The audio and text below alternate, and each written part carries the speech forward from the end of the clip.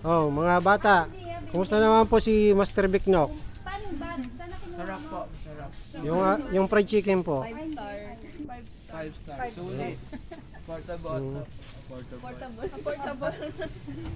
Affordable, sulit, masarap. Sa mga nalasahan yung, ayan, ano sa tingin nyo? Masarap talaga.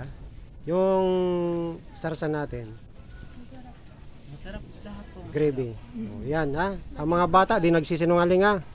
Mga bata. Kain na po kayo dito, masarap po. Di po kayo magsisisi. O yan. O, yan.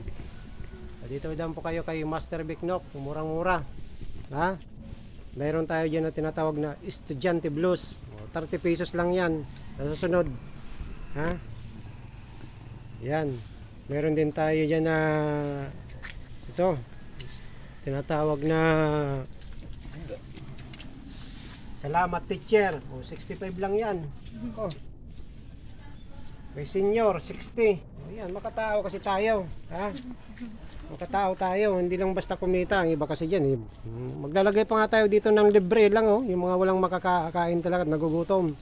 Para, kasi nung panahon, wala tayong makain. Palaboy-laboy lang tayo sa lansangan.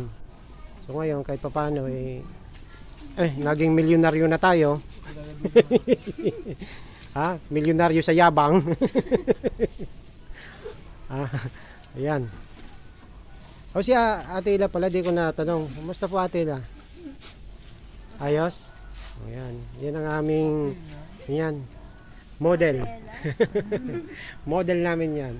Model ni Master Biknok. Lahat sila ate namin. Mga panganay na pamangkin. Yan, sa lechon manok po. Yan.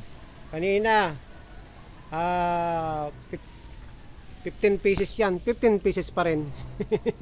Nabilan din naman po. Kahit paano. Okay? So, opening po kami ngayon. So, pasyal na kayo rito. Kay Master Biknok. Nako. Sige po. Maraming salamat. I love you.